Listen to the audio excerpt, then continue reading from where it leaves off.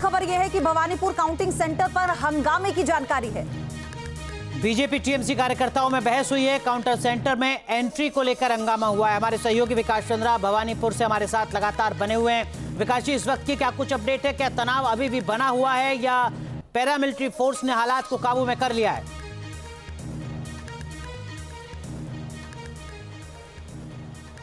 देखिए, जो यहाँ सुरक्षाकर्मी तैनात हैं उन लोगों ने उसको नियंत्रण में किया। हालांकि बहुत बड़ी ये बात नहीं थी, क्योंकि जो एजेंट थे वो लोग अंदर जा रहे थे और ये सबकी शिनाख्त करके, सबके कार्ड पहचान पत्र देख करके ये अंदर भेजे जा रहे थे।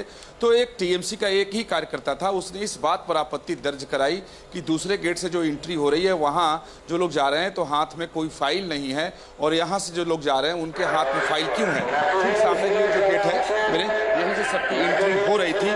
तो इसी बात को लेकर के जो लोग अंदर जा रहे थे उसमें और उस टीएमसी कार्यकर्ता में एक बहस हुई।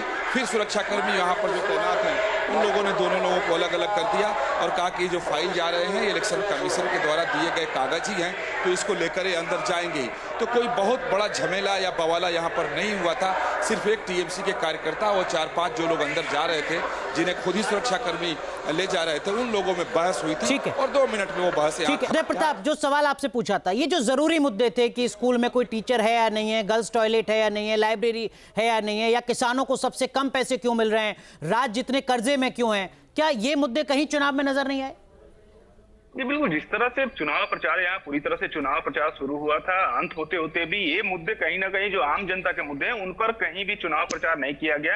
हालांकि चुनावी वादे जरूर किए गए, चुनावी घोषणा पत्र जरूर जारी किया गया था, लेकिन उसके अलावा जो मुखर होकर के राजनेता होते हैं वो सामने जनता के सामने जब भी आ रहे थे, इन मुद्दों को लेकर कहीं भी नहीं किया गया। आपको याद होगा कि जिस तरह से यहाँ पे एसएससी घोटाला हुआ था, 26,000 से ज्यादा जो सरकारी यहाँ पे टीचर थे उनकी नौकरी चली गई थी। उसके बाद जो और भी दयनीय स्थिति यहाँ पे हो गई है स्कूलों में, जो राशन कार्ड अपने आप में बड़ा घोटाला।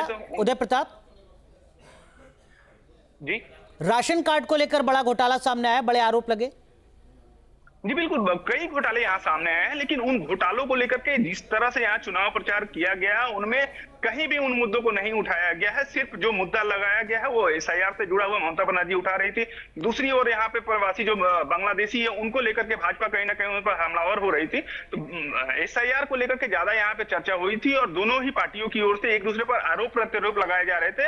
हालांकि चुनावी वादे जरूर वहां पे जारी किए गए थे, घोषणा पत्र जारी किए थे, लेकिन उन घोषणा पत्र को आम जनता के सामने रखने का काम ना तो भाजपा ने किया ना ही टीएमसी ने किया, और कहीं ना कहीं एक दूसरे पर हमले के भरोसे ही चुनाव पूरा प्रचार वहां पे किया गया है। अब जो कुछ ही घंटों में सबसे दिलचस्प इस बार जो रहा उधर, सबसे दिलचस्प जो रहा था वो था बीजेपी का इस चुनावी रण में अलग रणनीति के साथ उतरना। विकास जी, इस पर बात करूंगी आगे आपसे, लेकिन अब कुछ ही घंटे के बाद विधानसभा चुनावों के नतीजे सामने आ जाएंगे। काउंटिंग से पहले सब बड़ी बड़ी जीत के दावे कर रहे हैं। जल्द ही इन दावों की हकीकत भी सामने आ जाएगी।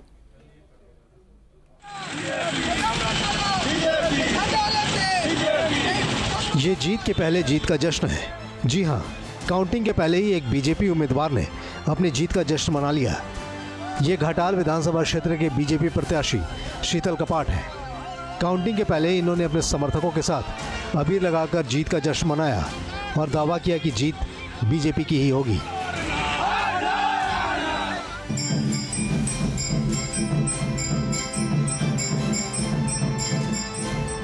वैसे काउंटिंग से पहले बीजेपी की कई उम्मीदवारों ने पूजा अर्चना भी की। तस्वीरें बंगाल के मुर्शिदाबाद विधानसभा क्षेत्र की है। यहाँ बीजेपी उम्मीदवार गौरीशंकर घोष ने पूजा की और अपनी जीत का दावा किया। इस चुनाव परिणाम को लेकर बीजेपी बेहद उत्साहित है। ज्यादातर एग्जिट पोल में भी बीजेपी की जीत का अनुमान लगाया गया है। बंगाल बीजेपी के नेताओं का कहना है कि इस बार ममता दीदी की विदाई तय है। तृणमूल जा रहे हैं और भाजपा आ रही है, सरकार बनाएंगे और अच्छे बहुमत से लगभग 170 से 180 सीट भाजपा को मिलेगा निश्चित रूप से। बीजेपी भले ही अपनी जीत का दावा कर रही हो, लेकिन टीएमसी का कहना है कि बीजेपी की बंगाल में ऐसी हालत है कि जनता उनके उम्मीदवारों को पहचानती तक नहीं।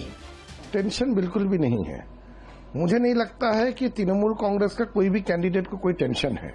हम लोग 5 साल तक लोगों के साथ रहते हैं, लोगों के लिए काम करते हैं, तो चुनाव के वक्त लोग उन्हीं को चुनेंगे जो उनके साथ हमेशा रहते हैं। बीजेपी का कैंडिडेट जो लोग जहां पे भी बने हैं लोग वहां के उनको पहले दफा देखे हैं, इससे पहले उनको जानते तक नहीं थे। तो आप जिनको जानते नहीं, पहचानते नहीं, आप क्या भरोसा करेंगे? ये तो नॉर्मल लाइफ में भी यही होता है, हम उसी पे भरोसा करते हैं जिनको हम जानते हैं।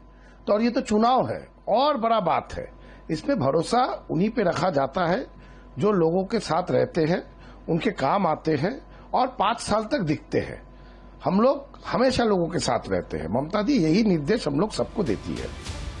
वैसे इस चुनाव में बंगाल से लेकर असम, केरल और तमिलनाडु तक कांग्रेस की साख भी दांव पर है।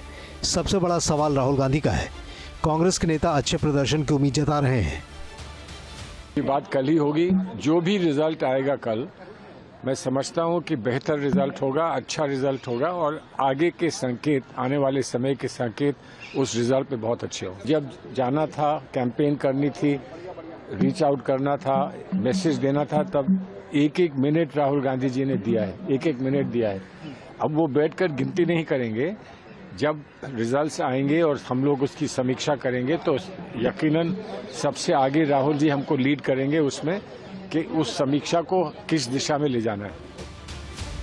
सबके अपने अपने जीत के दावे हैं। काउंटिंग के साथ ही इन दावों की हकीकत सामने आ जाएगी। जिसको जीत मिलेगी वो जश्न मनाएगा, जिसकी हार होगी वो बहाने गिनाएगा।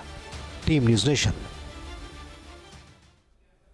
और तस्वीरें चलिए आपको दिखाते हैं कैसे सुरक्षा व्यवस्था जो है वो और चाक चौबंद की जा रही है। हर मतगणना केंद्र पर पैरामिलिट्री फोर्सेस का डिप्लॉयमेंट आप देख ही रहे हैं, क्योंकि भवानीपुर में इस वक्त जानकारी मिली थी थोड़ी देर पहले कि टीएमसी के जो कार्यकर्ता हैं वो हंगामा कर रहे थे। उन्होंने कहा कि उन्हें अंदर नहीं जाने दिया जा रहा, लेकिन सुरक्षा के लिहाज से कोई रिस्क नहीं लिया जाएगा। चुनाव आयोग ने ये साफ कर दिया है और ये तस्वीरें हम आपको दिखा रहे हैं। तमाम सहयोगी हमारे साथ हैं, विकास चंद्रा भी हमारे साथ बने हुए। विकास जी, जब हम इस पूरी रणनीति की बात करते हैं चुनावी, जब हमने हिंदी बेल्ट की हम बात करते हैं तो बीजेपी मोदी के चेहरे पर लड़ना मास्टर स्ट्रोक साबित होता है, लेकिन पश्चिम बंगाल में यह एक बहुत बड़ा चैलेंज था। आप कोलकाता की बात करते हैं, आप दक्षिण बंगाल की बात करते हैं तो पूरा टीएमसी का गढ़ है। सबसे ज्यादा सभाएं प्रधानमंत्री मोदी की यही हुई, 6 उन्होंने जनसभाएं की, यहां पर 2 यहां पर रोड शो किए। लेकिन क्या उसके बाद भी मोदी चेहरा बीजेपी के लिए यहां पर एक बड़ा फैक्टर रहेगा? मास्टर स्ट्रोक क्या यहां साबित होगा?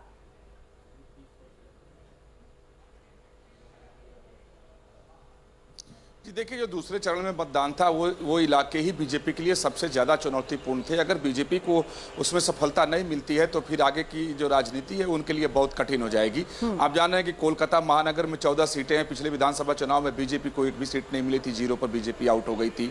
कोलकाता अगर प्रेसिडेंसी की बात करें तो कुल 52 सीटों में बीजेपी 1 जीत पाई थी। कोलकाता एनसीआर की 24 सीटों में बीजेपी 0 थी। यही वजह था कि बीजेपी ने अपनी पूरी ताकत इस दूसरे चरण में लगा दी थी कि यहाँ से अगर सीटें नहीं मिलेंगी तो फिर सत्ता में बीजेपी पश्चिम बंगाल में नहीं आ पाएगी। इसलिए चाहे वो प्रधानमंत्री हो या बीजेपी के जो दूसरे बड़े नेता थे, सब लोगों ने अपने पसीने यहां पर खूब बहाए। अगर प्रधानमंत्री की बात की जाए तो इसमें कहीं कोई संदेह नहीं है कि नॉर्थ बंगाल से लेकर दक्षिण बंगाल तक प्रधानमंत्री नरेंद्र मोदी का सीधा असर देखा गया। अब जो इस बार हम लोग कांटे की लड़ाई कह रहे हैं कि आमने सामने की टक्कर टीएमसी से है, एक तरफा मामला नहीं है, तो उसमें प्रधानमंत्री नरेंद्र मोदी का ही चेहरा है उसके पीछे। बाकी बीजेपी की जो अपनी रणनीति है, बूथ मैनेजमेंट है, माइक्रो मैनेजमेंट है, हजारों कार्यकर्ताओं को चुनावी ड्यूटी पर लगाकर बीजेपी ने सबको अपने पक्ष में करने की कोशिश की, यानी माहौल को बदलने की कोशिश की, सब एक तरफ। लेकिन प्रधानमंत्री नरेंद्र मोदी की चर्चा हर तरफ। और आप गांव देहात में हम घूम रहे थे तो सीधी सी बात है कि जो टीएमसी का समर्थक होगा वो तो पीएम मोदी की बात नहीं करेगा, लेकिन आम लोग जो थे वो नरेंद्र मोदी, किसको वोट दोगे तो पदम फूल, यहाँ बांग्ला में बोलते हैं कमल को, तो पदम की बात नहीं मोदी की बात करते थे। तो मोदी का असर तो था और मोदी का असर दिखा भी है और वो दिखता भी है। बिल्कुल जैसा बात हमारे सहयोगी विकास चंद्रा कर रहे हैं। 2011 में वेस्ट बंगाल के असेंबली इलेक्शन में भारतीय जनता पार्टी का वोट प्रतिशत 4 के आसपास था। 2021 में वो वोट प्रतिशत बढ़कर 38% से ज्यादा चला गया। मतलब 10 साल में 10 गुना ज्यादा लगभग वोट प्रतिशत हुआ है वेस्ट बंगाल में भारतीय जनता पार्टी का, और वो सीटों में भी कन्वर्ट हुआ है।